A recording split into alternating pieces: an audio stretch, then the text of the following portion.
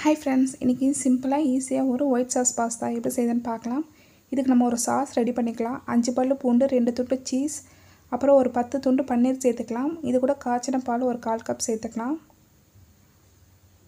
இப்போ இதை நல்ல பேஸ்ட்டாக அரைச்சி எடுத்துக்கலாம். பாருங்கள், அரைச்சாச்சு. இந்த மாதிரி நல்லா பேஸ்ட்டாக அரைச்சி எடுத்துக்கோங்க.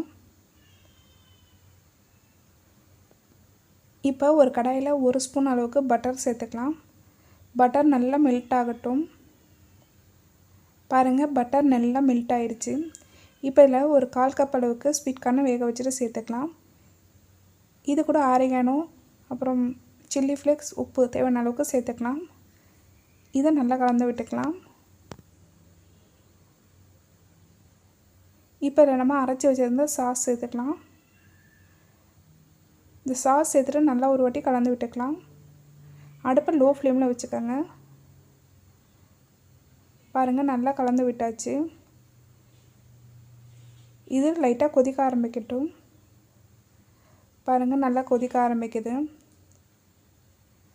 இப்போ இதில் நம்ம பாஸ்தா சேர்த்துக்கலாம். நான் பாஸ்தாவை நல்லா வேக வச்சு எடுத்து வச்சுருக்கேன். இதை சேர்த்துக்கலாம். இப்போ இதை நல்லா கலந்து விட்டுக்கலாம். சாஸ் எல்லாமே பாஸ்தாவில் படுற மாதிரி நல்லா கலந்து விட்டுக்கோங்க. இது ஒரு 1 நிமிஷம் நல்லா வேகட்டும். பாருங்கள், 1 நிமிஷம் ஆயிருக்கு. நல்லா திக்காக க்ரீமியாக ஆகிடுச்சு. இப்போ இதில் கடைசியாக கொஞ்சமாக கொத்தமல்லி சேர்த்துக்கலாம்.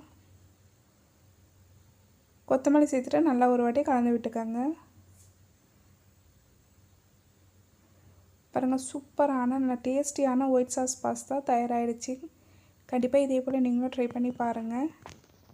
தேங்க்ஸ் ஃபார் வாட்சிங்.